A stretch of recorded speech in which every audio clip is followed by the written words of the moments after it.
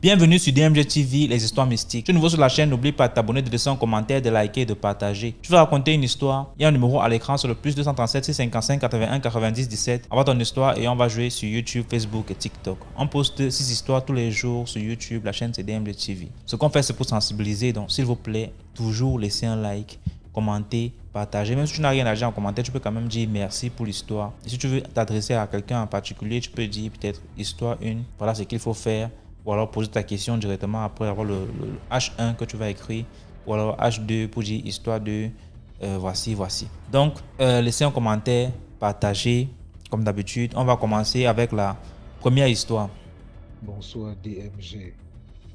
Comment vous allez? J'espère que vous vous portez bien. Eh bien, l'histoire que je veux te raconter ce soir, c'est une histoire qui s'est passée dans une petite ville de Balmayo. Pour ceux qui ont vécu à Balmayo ou alors pour ceux qui ont côtoyé ou fréquenté Balmayo, à l'époque, il y avait un Sinac qui joue aussi le rôle d'une boîte de nuit qu'on appelait Parafifi. Et à l'époque, tout le monde allait là-bas danser, s'ambiancer, tout et tout. Alors, j'ai ma cousine qui aimait souvent bien aller danser à Parafifi. Elle était grasse, potelée, avec un derrière attaque-à-toi en fait. Donc, à chaque fois, elle allait à Parafifi danser. Mais sauf que un jour, elle allait là-bas aux environs de 23h minuit. Bon, d'après ce qu'elle nous avait expliqué, après ce qui s'était passé, elle dit elle dansait. Et vous savez, généralement, les filles potelées qui ont derrière attaque-à-toi. Et à cette époque-là, c'était le Ndombolo qui chauffait. Donc, au fur et à mesure qu'elle tournait ses reins, tournait ses fesses, les gens la regardaient, les gens étaient intéressés, tout le monde voulait côtoyer la fille, tout le monde voulait draguer la fille, mais elle refusait tout le monde. Elle-même a dit, elle ne sait pas pourquoi elle refusait les gens. Tous les gars de Parafifi voulaient draguer ma cousine là, mais elle refusait toujours. Vers aux environs de 1h, 2h, il y a un jeune homme. Elle dit le jeune homme était beau, élégant, frais. Il est venu avec une voiture décapotable rouge, nyang. Il a garé devant Parafifi. Elle dit c'est comme si le jeune homme en question, quand il entrait, c'est comme si on l'avait seulement hypnotisé. Quand le jeune homme entrait, elle aussi elle se retournait pour regarder au niveau de la porte et leurs yeux se sont croisés. Elle dit c'est comme si elle attendait seulement que le jeune homme puisse dire un seul mot pour qu'elle s'avance vers le jeune homme. Et le jeune homme a fait le geste, elle allait. Elle a commencé à boire, à danser avec le mec, elle s'enjaillait et tout, donc elle se sentait à l'aise. Pour elle, dans sa tête, c'est qu'elle a eu le cool, elle a eu le gars le plus mignon de la soirée, le gars le plus frais, le gars le plus propre, le gars le plus fliqué. Et je crois dans environ de 3 à 4, si je ne me trompe pas, le mec dit donc à ma cousine, chérie, on peut rentrer. Elle dit sans souci. Alors, ils sont entrés dans la voiture, ils ont roulé. Ils sont arrivés dans une grande maison. La maison là était tout blanche. Dans une grande maison. Elle dit, elle n'avait jamais vu ce genre de maison depuis sa naissance. Et ils ont fait ce qui devait se passer. Elle dit, quand elle s'est déshabillée, elle a mis ses habits dans une penderie. Elle-même, elle a mis ses habits dans une penderie. Ils ont eu à faire ce qui devait se passer en fait. Elle s'est endormie. Donc, pendant qu'elle dormait, donc, après quelques heures, c'est comme si elle était dans un marché où les gens criaient, oh, tu es là, oh, c'est une sorcière, patati patata. Quand elle ouvre dans les yeux, elle constate qu'elle est couchée sur une tombe. Elle est entourée des gens qui ont déjà des gourdins. Les gens qui connaissent le cimetière de Newton au niveau de la cathédrale. Donc, elle était couchée sur une tombe. Et elle dit, la penderie où elle avait accroché ses habits, c'était la croix qu'on met souvent sur la tombe. C'est d'où elle a trouvé ses habits accrochés. Et tout le monde criait avec des gourdins, c'est une sorcière, c'est les oiseaux de nuit, machin truc. Donc, quand elle s'est réveillée, elle était même perdue. En fait, elle était comme une folle. C'est un monsieur qui dit donc, attendez un peu, ne prenez pas la chose comme ça. On pose donc les questions à ma cousine. Tu fais quoi là? Elle me dit qu'elle ne sait pas où elle est. On demande, mais tu ne sais pas où tu es comment? Toi, tu es couché sur une tombe. Où c'est les oiseaux de nuit? C'est vous qui dérangez les gens dans la nuit? Elle dit non. Elle commence donc à expliquer qu'elle était à Parafifi et elle a croisé un gars. Elle a expliqué. C'est d'où les gens ont pris conscience que, en fait, elle a croisé un fantôme. Elle est devenue folle. Parce qu'elle était vraiment devenue folle. Et pour ceux qui connaissent bien le prêtre qui a beaucoup chauffé en Balmayo, paix à son âme, c'est lui qui avait sauvé ma cousine en fait au jour d'aujourd'hui. Elle a retrouvé la mémoire en fait. Donc c'est pour dire à mes jeunes sœurs et à mes jeunes frères, tout ce qui brille n'est pas l'or. La boîte de nuit c'est bien, mais en boîte de nuit on croise tout. Les méchants, les gens de bonne foi et tout. Donc, méfiez-vous vraiment. Il y a des zones en fait que les enfants de Dieu ne fréquentent même pas. Parce qu'elle, si elle ne vivait pas ça, elle ne devait pas arrêter les affaires de boîte de nuit.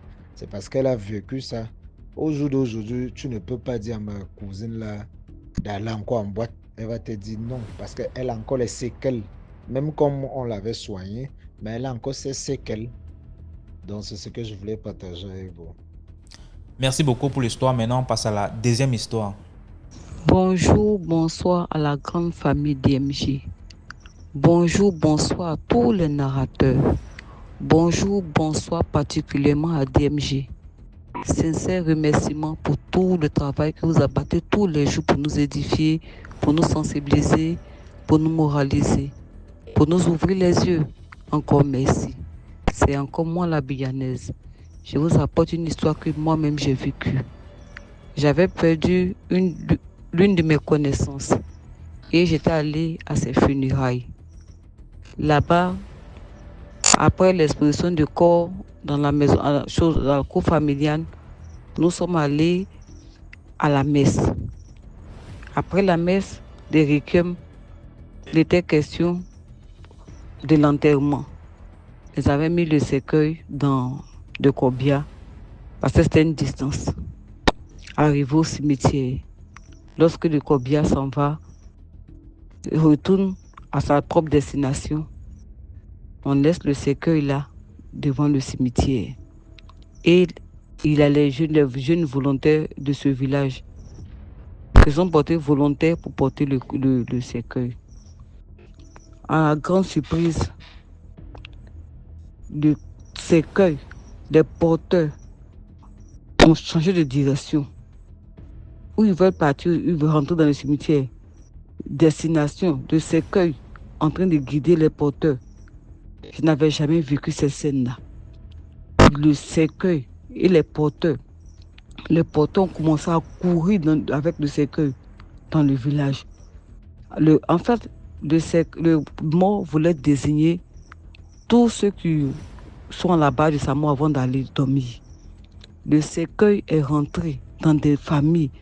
Les gens qui étaient arrivés, nous tous, on a commencé à courir. On rentre ici, le cercueil cogne une porte, le cercueil cogne ici. Des gens là sautent, on les tire, d'autres les frappent. Le cercueil quitte une famille. Le cercueil rentre dans plus de 4 familles. Comme ça, jusqu'à ce qu'on puisse...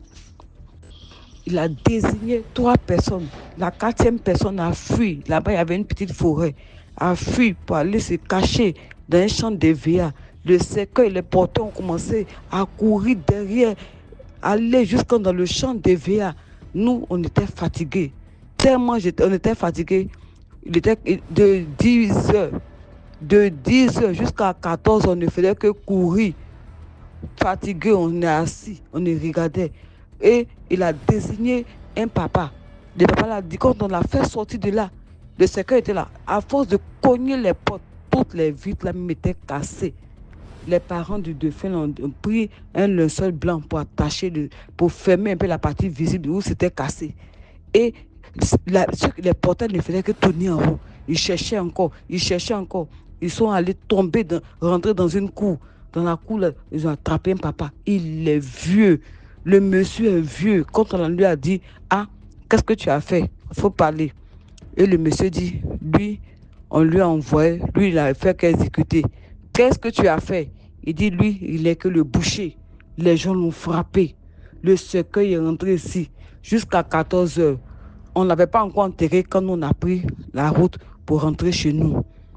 Après, par la suite, on nous a ramené comme quoi tous ceux qui sont désignés, tous ceux qui ont désignés, les gens ont parlé sur tous ceux qui ont désigné, c'était que des vieillards, c'était que des vieillards, c'était que des vieillards. Et ils ont dit que c'est parce que eux-mêmes, les parents ont donné, que s'ils ont pris, que si on n'avait pas donné, ils n'allaient pas prendre. Voici ce que j'ai vécu. Je n'avais jamais vécu cette histoire. Ce qu'on n'a pas encore vu, ne disons pas que ça n'existe pas. Parce que moi-même, je ne croyais pas à ce genre de choses. Je l'ai vécu et moi aussi, j'en ai tiré ma propre conclusion pour dire vraiment, nos morts ne sont pas morts. S'il a lieu de désigner, ils le font avant de partir dormir. Voici mon histoire.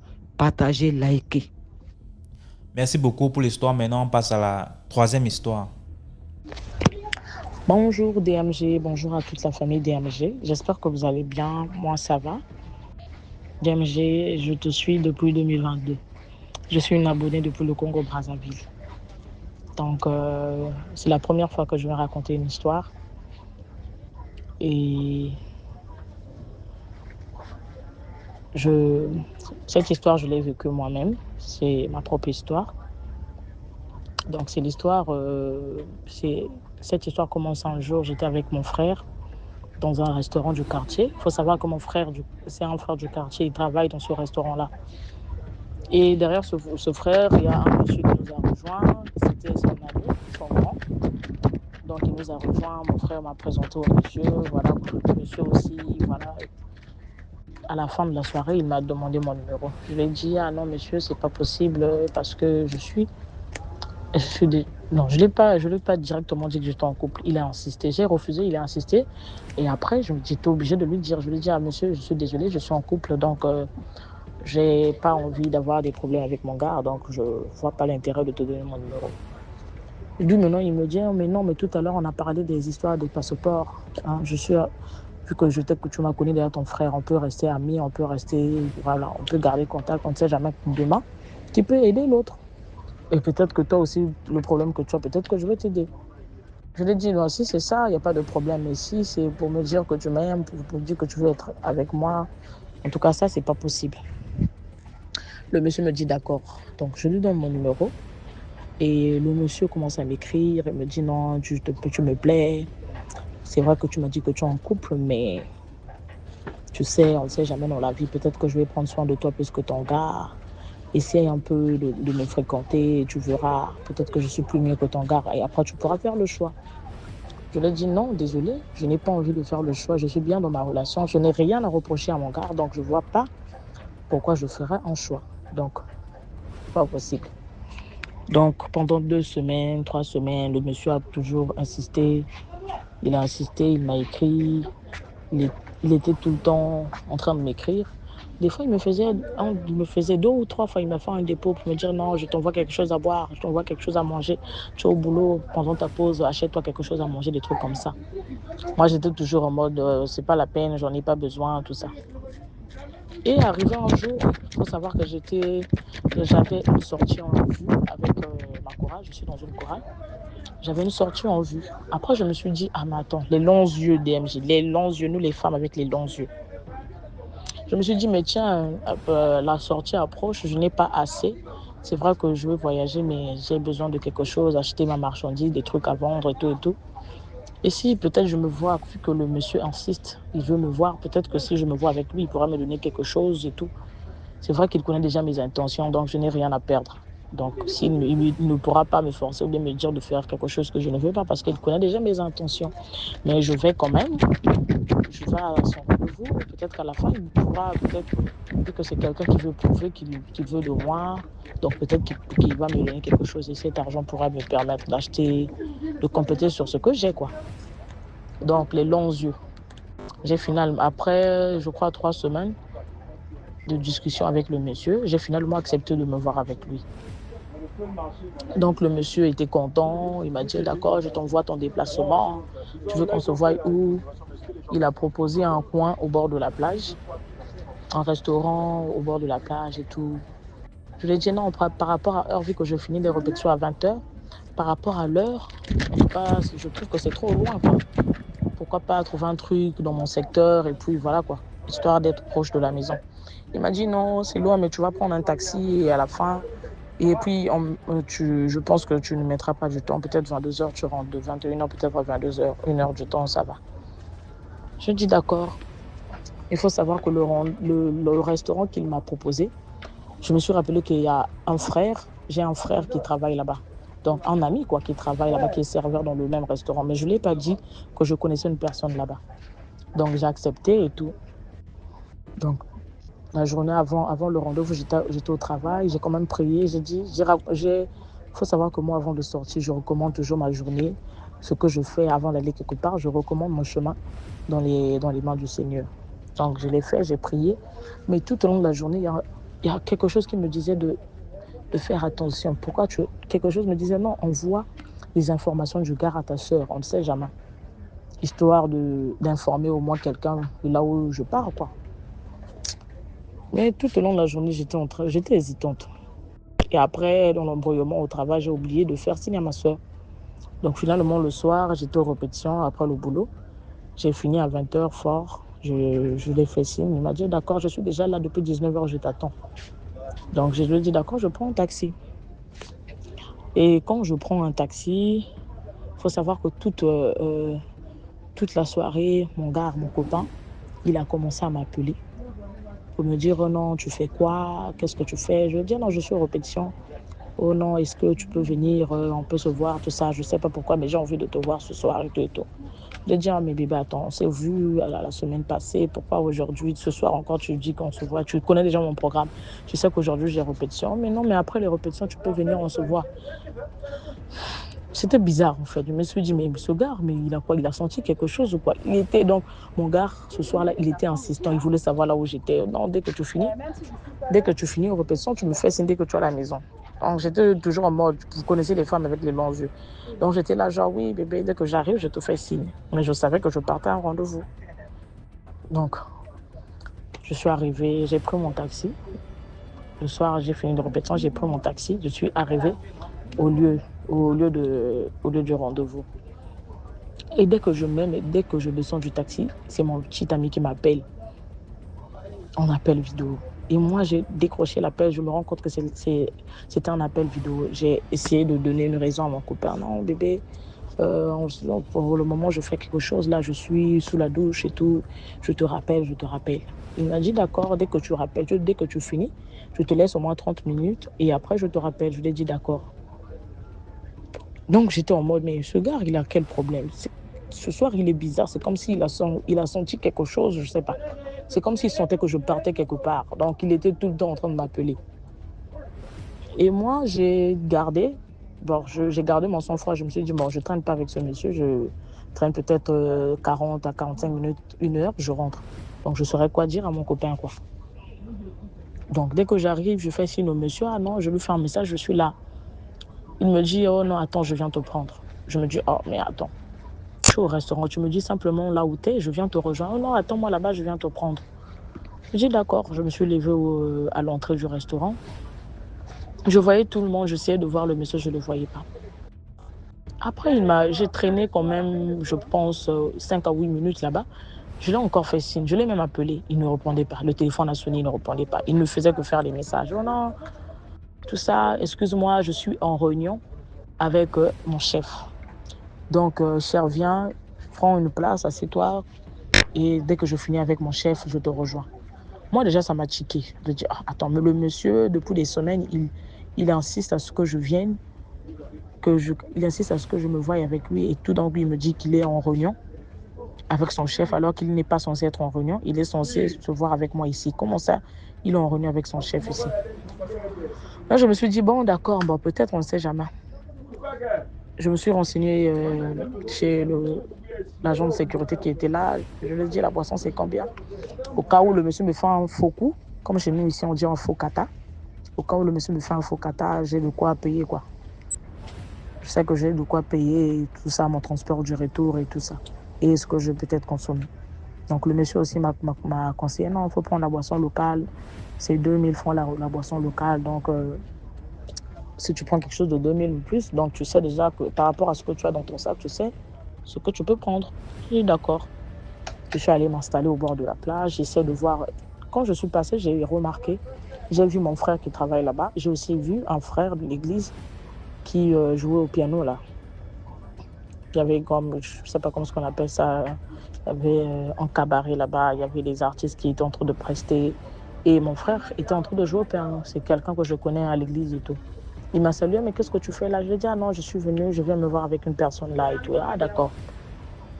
Donc je traîne, je commande à boire. Le monsieur me dit, prends ce que tu veux, hein. Prends ce que tu veux, j'arrive. Je lui ai dit, d'accord. Moi, je suis quelqu'un, je sais déjà que... Je me dis, bon, je prends ce que je peux payer. Je prends une boisson. Et après, au bout de 30 minutes, le monsieur ne vient pas. Il ne fait que me rassurer, non, j'ai presque fini. Attends, il m'a même dit, je t'ai vu. Je lui ai dit, d'accord, tu m'as vu, mais moi, je ne te vois pas. Il m'a dit, Daou, t'inquiète pas, je te vois, tout ça, je finis, je viens. Au bout de 30 minutes encore, je me dis, mais attends, ce monsieur-là, je le crie encore. Je lui dis, mais attends, tu mets du temps aussi, c'est comme ça, je vais partir.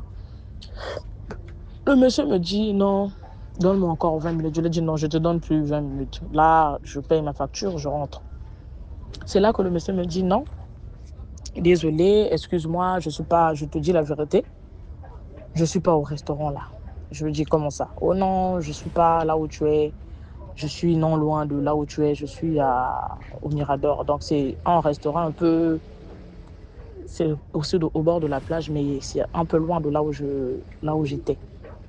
Il me dit non, je suis ici avec mes chefs, tout ça. Je t'ai menti, je n'étais pas là où tu es là-bas. Je lui dis, oh, mais ça n'a pas de sens. Pourquoi tu me mens? Pourquoi tu me dis de venir là où tu n'es pas? Ça rime à quoi? Le monsieur me dit non, excuse-moi, tout ça. Si tu veux, attends, je viens, tout ça. Ou bien je lui ai dit non, c'est pas grave, je paye ma facture, je rentre. Oh non, c'est pas la peine, ne te fâche pas, viens me rejoindre là où je suis. Je lui dis non, attends. Déjà, tu me mens, tu me dis de venir là où je suis là. Et tu me fais comprendre que tu n'es pas là. Et puis tu me dis de venir encore là où tu es. Qu'est-ce qui prouve que là où tu es là-bas, tu es là-bas? Je lui ai dit non, en tout cas, ça devient bizarre. Donc je rentre. Le monsieur insiste, non, ne te fâche pas. Si tu veux payer, si tu as payé la facture, tu me dis seulement combien ça fait. Je t'envoie, je te fais un dépôt. Je lui ai dit non, c'est pas la peine, je rentre. Donc j'ai payé ma facture, j'ai dit au revoir à mes frères et tout. Je suis partie. Il faisait déjà 22h. On était autour de 22h30 comme ça. Il n'y avait pas de taxi. Je suis sortie au goudron et tout. Je n'arrivais pas à avoir un taxi. Le monsieur ne faisait que m'appeler. Mais viens là où je suis. J'ai fini déjà la réunion avec mes collègues. Tu peux venir là où je suis. Comme ça, je vais te remettre ce que tu as dépensé là-bas. Tout ce que tu as eu à prendre, je vais te payer. Et puis voilà, on va changer d'endroit. Je lui ai dit non. En tout cas, j'ai plus envie de venir. Je suis désolée. J'attends mon taxi, je rentre. Si tu veux me faire un dépôt pour rembourser mon argent, ce que j'ai dépensé là-bas, c'est bien. Si tu ne veux pas aussi, je ne te force pas. J'ai déjà payé. Il insiste, le monsieur est en train d'insister. Non, viens là où je suis. Il m'a appelé, viens.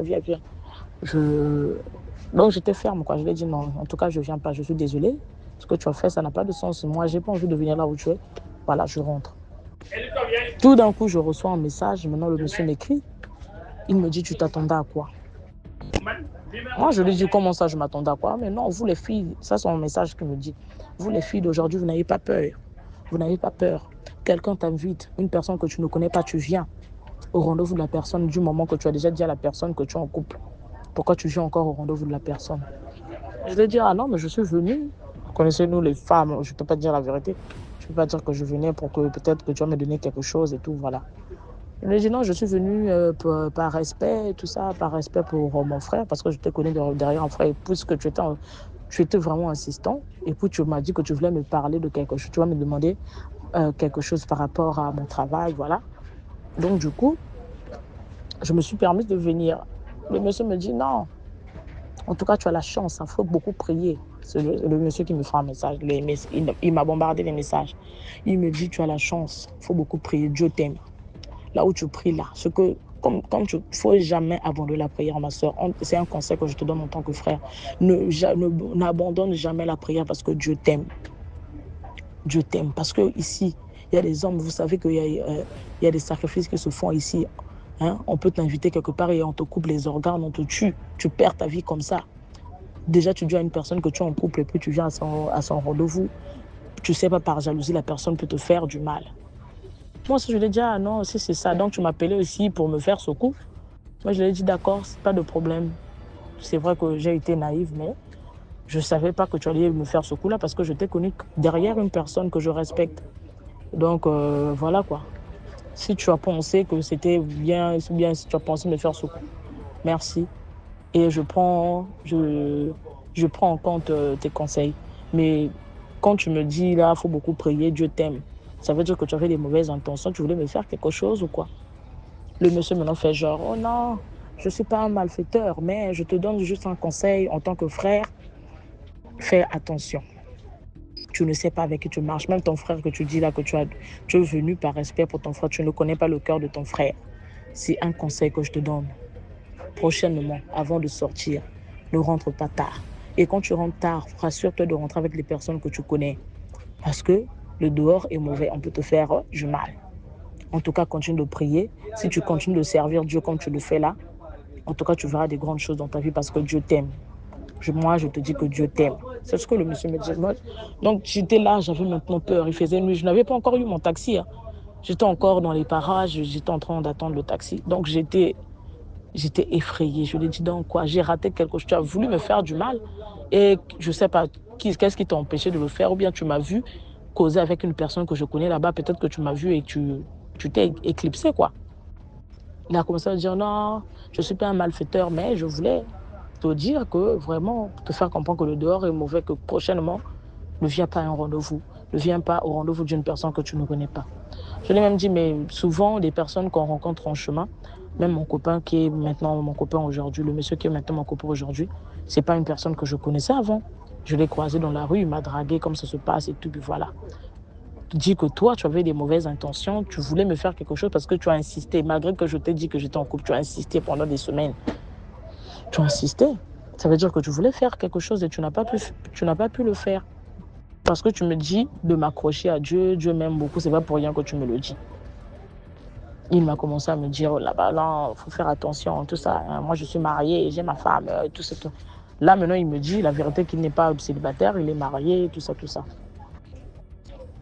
Moi, j'ai dit, d'accord, je prends en compte tes conseils. Toi seul sais ce que tu voulais me faire et je remercie Dieu, comme tu l'as dit. Dieu m'a épargné. Je suis quelqu'un qui prie beaucoup, malgré mes erreurs, malgré la cupidité, tout ça, les longs yeux, mais je suis quelqu'un vraiment qui prie. Et si Dieu m'a épargné, vraiment, je rends grâce à Dieu. Il a commencé à me menacer. Non, prochainement, si tu me vois, fais comme si tu ne me connais pas. Ne va pas aussi dire aux gens que moi, je t'ai fait comme... Donc, genre, il a commencé à me menacer. Il me faisait comprendre que je ne dois pas aller expliquer ce qui m'est arrivé ce soir-là. Donc, du coup, voilà, je suis arrivée à la maison. Mon copain, je lui ai donné une raison, il s'est fâché parce qu'entre-temps, il était en train de m'appeler et tout et tout. Donc, je suis arrivée à la maison, je me rends compte que le monsieur a tout supprimé dans notre conversation. Tous les messages qu'il m'avait envoyés depuis le début, il a tout supprimé. Donc, il a supprimé depuis son téléphone. Donc, il n'y avait pas moyen de voir les messages qu'il m'envoyait. Donc, ça a marqué supprimer. Donc, il y avait juste mes conversations, mes messages à moi qui étaient restés. Là, j'ai confirmé que le monsieur a voulu me faire quelque chose. Et il voulait maintenant, voilà, brouiller les pistes, comme on dit. Donc, il a tout supprimé. Donc, je me rends compte que j'ai raté quelque chose de grave. Je pense que ce monsieur-là, si peut-être je partais là où il était avec ses amis, là où il m'a dit qu'il était avec ses collègues, que j'aille le rejoindre là-bas, je pense qu'il allait me faire quelque chose de mal. Peut-être qu'il allait me tuer, prendre mes organes. Donc, vraiment, je rends grâce à Dieu. Je me suis dit, cette histoire, je dois l'expliquer. Je dois raconter cette histoire pour édifier les sœurs, nos jeunes sœurs, édifier nos frères aussi peut-être. Et on ne connaît pas le cœur d'une personne. Voilà. Évitons d'aller, que la publicité ne mène pas à perdre notre vie. Voilà. Et toujours confier son chemin entre les mains du Seigneur parce qu'on ne sait pas, on ne connaît pas le cœur d'une personne. Voilà, c'était tout. C'est mon histoire. Bye, bye, bye. Bonne journée. Merci beaucoup pour l'histoire. Maintenant, on passe à la 4e histoire. Bonjour la famille DMG, bonjour tout le monde, bonjour aux auditeurs, bonjour aux commentateurs, à tout le monde. Moi, je n'ai pas de nom à m'approprier, je suis une petite histoire à vous raconter. Tout commence par un rêve.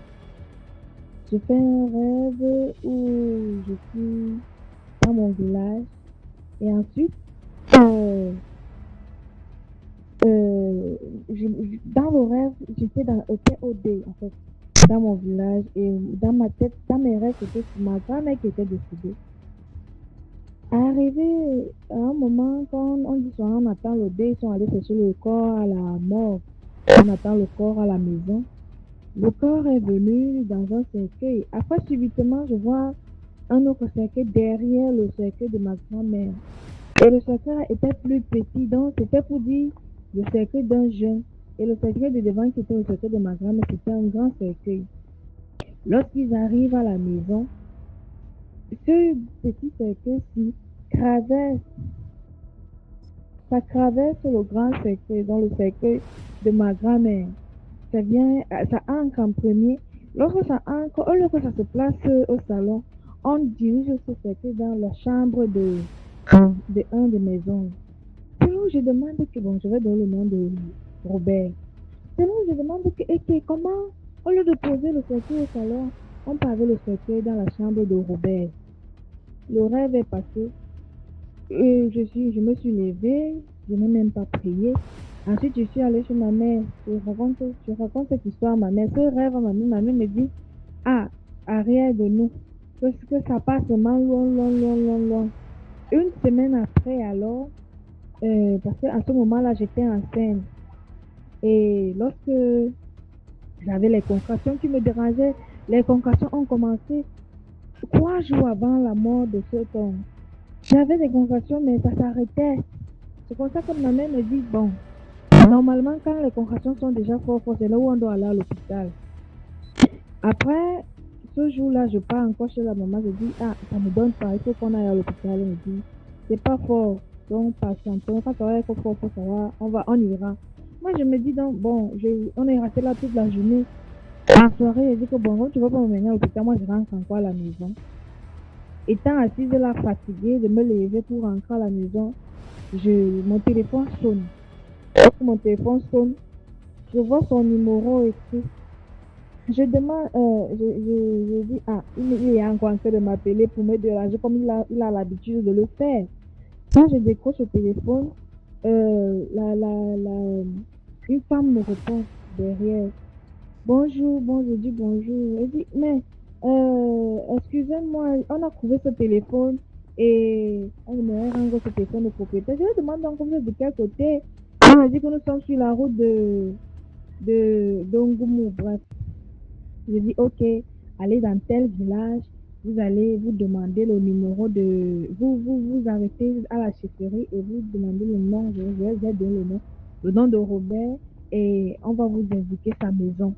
C'est pour ça qu'ils disent, ok. En fait, c'était pas pour ça. En fait, il a fait un grave accident et le voici qui est couché ici mort. Vraiment, ça a été un traumatisme pour moi, un vrai traumatisme. J'ai vu mon état, tout le monde, la maman, comme j'avais même mis l'eau-parleur, ma mère qui était assise, mon oncle, ils ont tous m'étaient même en train de me calmer. Et bizarrement, j'ai été la première à qui ils ont appelé parce qu'ils disent que lorsqu'ils ont fouillé sa poche, ils ont trouvé son téléphone et ils ont vu qu'il y avait tellement de codes, ils ont retiré la puce, ils ont mis dans leur téléphone et c'est mon numéro qui a été affiché. Lorsque on nous appelle comme ça, la grand-mère aussi en train de rentrer, elle était au DO ici en ville. Elle est venue donc à la maison, elle couvre les plaies et tout. Ça n'a pas été facile, on a pu de la consoler. On est parti garder son corps. Bref, Tant de choses. Euh, avant sa mort, je vais dire, il est mort l'année passée, juin passé. Et l'année passée, donc l'année passée c'était 2025, l'année 2024, en septembre, il y a un de ses oncles qui est décédé. Lorsqu'il était parmi les gens qui creusaient la tombe, ils ont fait de creuser la tombe, et ils étaient placés là en haut. La tête s'est cassée avec lui, il est tombé dans la tombe avec la tête. Et bizarrement, son accident qu'il a eu à faire là, un côté de sa tête était broyé, donc cassé, il est tombé avec la c'est-à-dire, comme il conduisait la moto, la voiture est venue cogner derrière, il est tombé, il allait tomber avec la tête.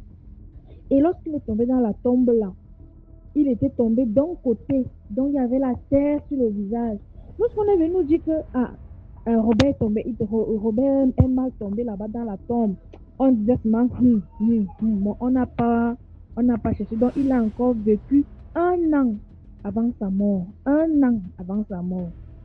Donc c'est-à-dire, si on essayait de faire genre, quand il est tombé d'abord comme ça, c'était un signe. Si on cherchait, au moins on allait au moins se le sauver. On allait au moins se le sauver. Mais bon, les choses ont été comme c'est arrivé. Et cette mort, le jour qu'il part même mourir ici, il était parti à un deuil avec les gens du village. Et en rentrant, vous allez m'excuser, en rentrant donc, il a oublié le téléphone. Il était même à l'arrivée à la maison, il était couché. Quand il pousse ses poches, il constate qu'il n'a pas son téléphone. C'est comme ça qu'il redémarre la moto. Où je me dis souvent que quand peut-être que je t'attire déjà, vraiment, quand la moto t'attire déjà, tu marches selon eux. Il a redémarré sa moto pour aller chercher le téléphone. Il est allé arriver, il a récupéré son téléphone et en rentrant, donc il vient faire cet accident. Et bizarrement, on fait comprendre que ce jour-là, quand il a repris sa moto, son frère, parce qu'il a un grand frère, on a un oncle là qui n'est pas assez normal, qui lui a demandé de ne plus partir. Et il a fait la tour d'oreille, il est parti. Et après, ce qui est passé est arrivé. Moi, ce que je m'aurais donné comme conseil, c'est que ne négligeons jamais les signes. Parce que si on mettait l'accent sur le fait qu'il est tombé dans la tombe, on disait que mais comment la tombe fonctionne sur toi? Lui tombe, donc il est tombé, même pas déjà que tu descends pour aller peut-être se faire. Ça veut dire qu'il était placé en haut, il est venu tomber, c'est un mauvais signe d'abord. Si on aurait prêté l'oreille sur ceux qui, on allait au moins se chercher à le sauver. Mais bien après, plusieurs histoires sont sorties après. Certains sont partis consulter, d'autres disaient que c'est parce qu'il devait de l'argent à quelqu'un, c'est la personne là qui l'a tué. Mais normalement, dans les normes, on dit il y a une liste qui est sortie, parce que chez nous, les défis, il y a toujours ce genre de truc, liste de femmes-là qui est sortie et il y avait son nom parmi.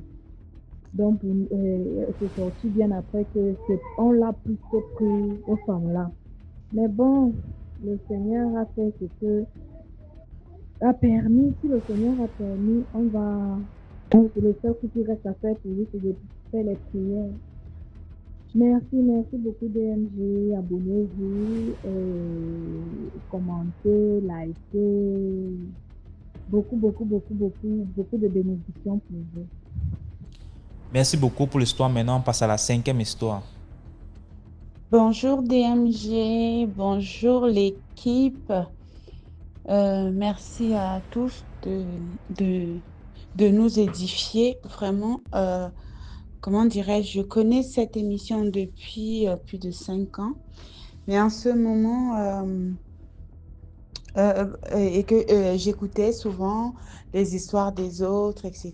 et tout, je me disais, mais est-ce qu'un jour j'aurai le courage de aussi partager mes histoires mystiques?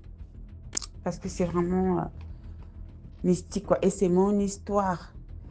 Mais ce qui est fou, c'est que ces histoires mystiques je les ai vécues en direct et à distance. C'est-à-dire que ça me touchait en direct et à distance.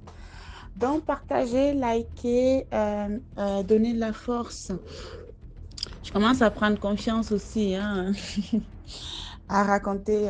C'est ma deuxième histoire DMG. Donc, moi, c'est Angie. Moi, c'est Angie. J'ai grandi, comme je racontais l'autre jour. Je ne sais pas si l'histoire, je ne l'ai pas écoutée. Je ne sais pas si elle a été diffusée. Donc, moi, j'ai grandi jusqu'à mes 10 ans, vraiment au village, campagne profonde, quoi, comme on dit. Voilà, sachant que ma mère était partie quand j'avais 7 ans, dans un pays africain, à côté du Cameroun. Donc, elle m'avait laissée avec mon oncle, ma grand-mère, bref. Du coup, bon, si vous avez suivi l'histoire ou moi aussi, je confirme que les fantômes existent. Voilà. Donc, je reviens avec ma deuxième histoire d'MG. Donc, quand j'avais 20 ans, j'ai rencontré un militaire, un officier français en 2001, donc qui m'a amené en France. Je vais donner des détails. C'était un officier parce qu'il a fait Saint-Cyr, tout ça. Donc, à l'époque, il était commandant quand je l'ai connu. Donc, il m'amène en France. Et on bougeait souvent tous les 2 ans. Vous savez, les officiers vont de pays en pays ou de ville en ville quand ils sont, comment dirais-je, quand ils sont envoyés en France, ben, c'est de ville en ville. Sinon, quand c'est des étrangers, ben, c'est de pays en pays, quoi. Donc, bonne situation, tout allait bien. Il faut savoir que moi, je suis l'aînée de ma famille, mais vu que je n'ai pas grandi avec ma mère, c'est ma grand-mère qui m'a allaitée, je veux dire, j'ai vraiment, comme on dit souvent et tout, la maman, c'est pas forcément celle qui nous met au monde, quoi. Moi, ma mère, c'était ma grand-mère, quoi, et j'avais plus, vraiment, je ne suis pas comme ces personnes-là qui vont dire... Oui,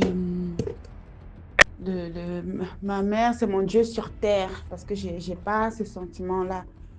Et on va pas se mentir, j'ai grandi comme ça, d'ailleurs. Donc, du coup, je viens en France et tout. Je fais mes 2 enfants, on fait notre petite vie, et puis je vais en Afrique. Je vais au pays DMG. Je décide pour la première fois depuis 2001 d'amener mon ex-mari aujourd'hui au Cameroun. C'est comme ça que quand j'arrive au Cameroun, non, il faut savoir que je voulais faire j'ai passé mon permis, donc ma première voiture que j'avais eue,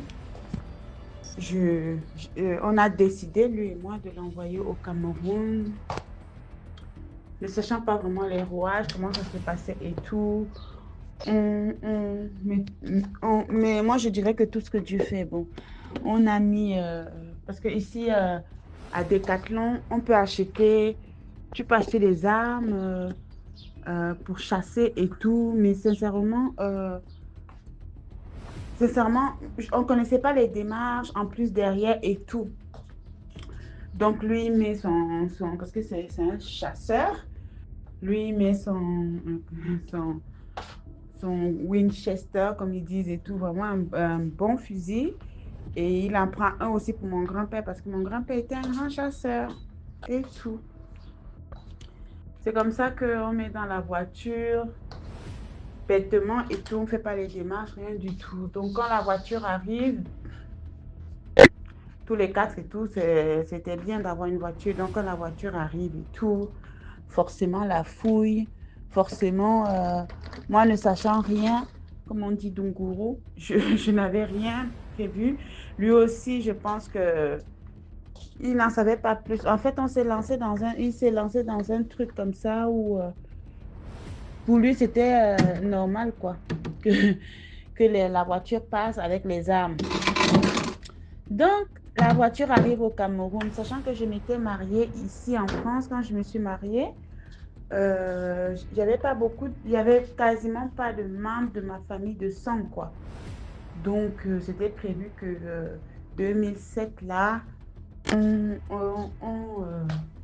on concrétise avec la famille, on donne à manger, on fait ci, le budget était conséquent, tout bien. Le X, c'est que j'arrive au Cameroun, les armes et tout. Déjà, mon grand-père est décédé aussi. Hein. Déjà, mon grand-père, quelqu'un de très sceptique, un peu mystérieux, quelqu'un avec un cœur un peu dur parce qu'il a quand même fait souffrir ma grand-mère. Du coup, je n'étais pas trop attachée à lui, quoi. En tout cas, ma grand-mère, c'était tout pour moi. Du coup, DMG, n'est-ce pas, j'essaie d'aller, je vais dédouaner la voiture à Douala, sachant que nous, on était à Yaoundé. J'arrive là-bas, wow, les armes, wow. Jusqu'à me filme et tout, je passe à la télé, je ne sais pas c'était quelle télé et tout, oui, une Camerounaise et tout, faire rentrer des armes et tout de guerre, parce que c'était les élections, c'était les pré-élections et tout de 2007, avec les armes de guerre, 2 fusils, juste pour chasser, parce que mon ex-mari me chassait, il voulait chasser avec mon grand-père, parce que c'était rien que pour ça. Bon, c'est pas rien que pour ça. Côté administratif, on n'avait pas fait ce qu'il fallait, donc c'était de notre faute. Les armes, ça a pris toute une ampleur. Et c'est sans me vanter, hein, à ce moment-là, 7 ans, 8 ans après, mon ex-mari était déjà colonel. Du coup, qu'est-ce que je fais? Parce que la voiture, elle était à mon nom de jeune fille à l'époque. Je n'étais pas encore mariée en tout cas, le permis était à mon nom camerounais. Donc, c'est comme ça que j'enlève l'alliance, tout. Voilà, plus de signes de mariage, quoi que ce soit. Je protège à mes 27 ans là. L'esprit m'a dit, protège ton mari parce que sinon, ici, là, ce sont les millions. Vous qui connaissez le Cameroun, vous savez que un titre, surtout un blanc, égale argent. Et un problème comme ça et tout, je ne sais pas si on s'en serait sorti si j'avais dit que que cet homme-là est colonel dans l'armée française. Donc, c'est comme ça, je joue la petite aide-soignante et tout. Voici là où l'histoire vraiment commence. Enfin, l'histoire mystique. Parce que jusqu'à là et tout, je pense que tout ce que Dieu fait, bon, c'était des petits signaux, c'était des petits signes. Donc, normalement, ma voiture devait sortir quand je suis allée la récupérer. La voiture, il bloque la voiture. Le chef du port ou le commandant du port et tout récupère les armes. On me demande 6 millions d'amende, des choses comme ça. Moi, je dis non, je ne vais pas payer 6 millions. Je suis une petite aide-soignante. Il est hors de question, je n'ai pas et tout. Donc, je joue aussi les durs. Mais en attendant, DMG, on avait déjà, quand nous sommes arrivés, puisqu'on savait qu'on aurait la voiture, quand nous sommes arrivés, on a organisé, pour la fête, mon mariage, en famille au Cameroun, et tout. Les photos, les tissus, Donc, c'est comme ça que j'arrive là-bas pour récupérer ma voiture, on me bloque. Moi aussi, je signe. Signer une gangan, ça veut dire que tu ne lâches rien. Moi aussi, je signe que ma voiture, je ne vais pas la laisser ici. Des gens, ils ont commencé à me voler, vider. En tout cas, j'avais récupéré la voiture avec la moitié des choses, quoi, à cause de cette histoire. C'est comme ça que le week-end où on devait faire notre fête de mariage, acheter tout ça, les gens, il n'y avait que nos photos qui étaient présentes. Moi, j'ai dit, tant que je suis ici à Douala, que je ne récupère pas ma voiture, je ne fais aucune fête. Je ne sais pas ce que je vais fêter. Je suis venue pour faire plaisir aux gens et tout. Là, j'ai que des malheurs. Mon ex-mari et tout, quand il a vu que j'étais coincée au port et tout, il est carrément parti à l'ambassade. Bref, mais DMG, le jour de la fête, il paraît que la fête fut belle, tout ce que tu veux, sans nous, hein. Avec nos photos, ils avaient agrandi les photos. Mais DMG, là où on devait s'asseoir, là où on devait être assis, c'est-à-dire le fauteuil d'honneur, tout ça, au village, hein, le lendemain de la fête et tout. Encore ces histoires de serpents. Mon cousin, voulant ranger et tout, dès qu'il soulève le fauteuil, un gros serpent. Apparemment, moi je ne l'avais pas vu, un gros serpent. Quand il court pour aller chercher les gens et tout, revenir et tout, le serpent avait disparu. Les DMG. Le combat que j'ai été combattu. Je suis donc mon ex-mari déjà qui part à l'ambassade. Il nous laisse à la maison et tout. Déjà, on était dans une maison à Bastos et tout. Elle avait l'air, mais on ne se sentait pas bien dedans. Il nous abandonne, les enfants et moi et ma mère. Il va carrément à l'ambassade. Il va se réfugier à l'ambassade par peur de trucs et tout politique. DMG, quand nous sommes rentrés, que des choses mystiques. Et mon fils, enfin bref, ça sera une autre histoire. C'est comme ça que quand on rentre en France, les turbulences, j'étais combattue, mon mariage a été combattu, tellement combattu, moi j'ai été combattu pendant de 2007 là que nous sommes rentrés en août là, ou septembre, jusqu'en 2010, il n'y avait plus la paix chez moi. Quand personne n'était, c'est pour dire que quand personne n'est au courant de ta vie, vraiment, en général, hein, quand même les membres de ta famille, il faut s'en méfier et tout, parce que ça sortait de mon village. Je sens que moi, je suis d'un village Bassa. Voilà. Je connaissais un peu le côté mystique aussi, très, très accentué des Bassa et tout. Pour finir, mon mariage s'est gâché et alors que pendant 7 ans, j'ai vécu ma vie tranquille, mais dès que les gens là ont vu ma famille, je pense que jusqu'aujourd'hui, même ce voyage a affecté mon fils, parce que mon fils n'avait que 10 mois, il était très petit, peut-être qu'il a été touché. Mais restons en prière, le mysticisme existe, la méchanceté même dans la famille existe, la jalousie et tout, les incantations pour qu'on ne réussisse pas, pour que... Mais moi, ce que j'ai compris, c'est que même quand j'avais coupé les ponts à mes 20 ans, que j'étais partie me chercher et tout, quand ma famille n'était pas au courant de ma vie, tout allait bien. À partir du moment où ils avaient été au courant de ma vie, ou quand ils sont au courant de mes projets ou quoi, ça foire. Ça foire. C'est-à-dire que ça ne marche pas. Donc vraiment, restons en prière. Merci de nous édifier. J'espère que mon histoire sera publiée parce que c'est vraiment la mienne.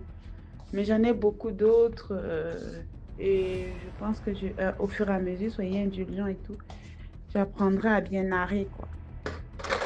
Voilà. Je vous souhaite un bon dimanche, que le Seigneur nous protège tous. Merci beaucoup pour l'histoire. Maintenant, on passe à la 6e histoire. Coucou DMG, coucou à la communauté de DMG. Je reviens pour une nouvelle histoire. Et c'est l'histoire d'un membre de ma famille. On va la surnommer Françoise. Et Françoise était avec son mari et tout. Ils vivaient ensemble. Mais le mari, il avait un souci vraiment. Il tapait sur tout ce qui bougeait. Vraiment, il était vraiment un coureur de jupons invétéré. C'est ainsi qu'il avait plusieurs tisas, comme on le dit. Il avait plusieurs tisas, mais il y a une en question là, elle qui réveillait beaucoup. Et le monsieur, quand la Françoise partait au travail, il organisait ses rendez-vous chez lui à la maison. Et il y avait de ces tisas, quand elle partait en voyage ou quoi que ce soit, des tisas venaient même à la maison. Et la tisa en question, elle venait à la maison. Donc, elle avait le terrain libre pour mettre des choses, faire tout ce qu'elle voulait faire. Et Françoise, elle ne savait rien. Quand elle venait trouver sa maison propre, impeccable. Elle n'a jamais soupçonné que... Elle sait que son mari, c'est un coureur de jupons, mais bon, elle le regarde de loin. Elle n'a jamais imaginé qu'il puisse envoyer ses maîtresses jusqu'à leur domicile. Et il y avait une question... La maîtresse en question, elle disait toujours au monsieur que tu faut laisser ta femme pour moi, faut laisser ta femme pour moi. Et le monsieur il disait que quoi? Toi-même, de la manière dont tu es jalouse là, si moi ma femme était comme ça là, tu penses que moi j'allais pouvoir être comme je suis là et puis j'allais pouvoir te rencontrer dehors? Que non, moi je peux pas te marier, moi j'aime ma femme et tout. Donc ça lui faisait mal que le monsieur lui ait dit ça de manière frontale. Elle est partie voir un ganga, elle est partie voir des gens pour faire des choses contre la Françoise. Tout ce qu'elle faisait, ça ne marchait pas. Elle allait dans un dernier kata, elle a voyagé pour aller soit rendre la Françoise folle ou bien soit tuer la Françoise. Donc elle est partie, elle est partie faire ses manigances et tout. Et c'est le genre de rival. Elle est dehors et puis c'est elle appelle celle qui est à la maison.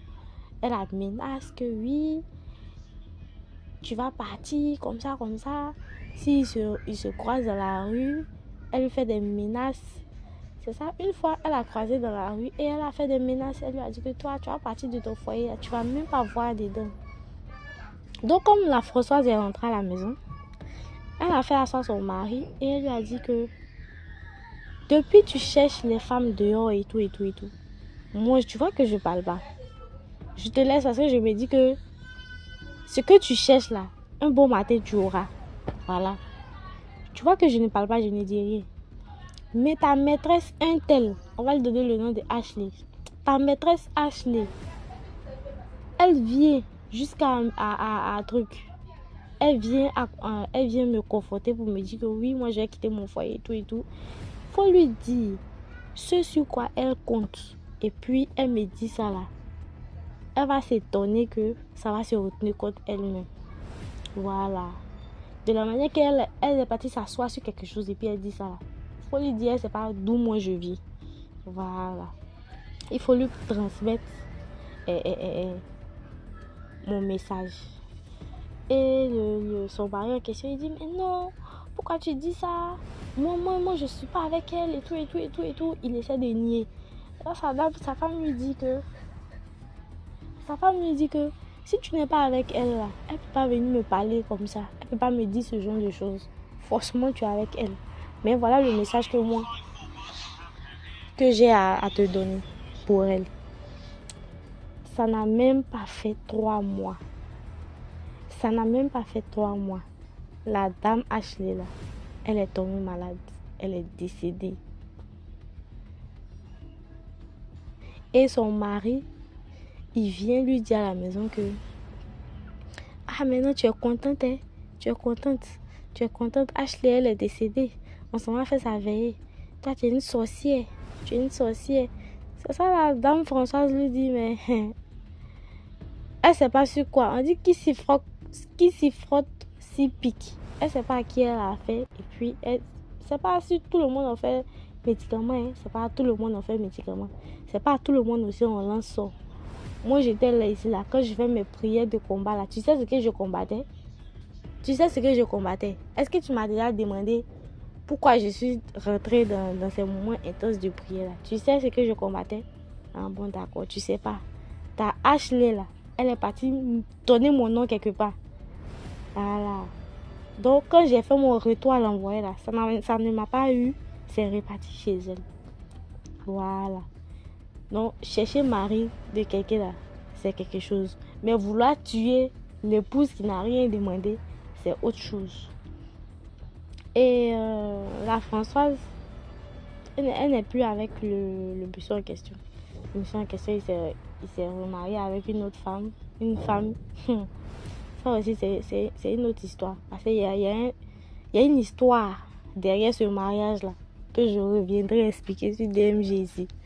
Allez, n'hésitez pas de vous abonner, de liker, de commenter, puis de partager. Allez, bye.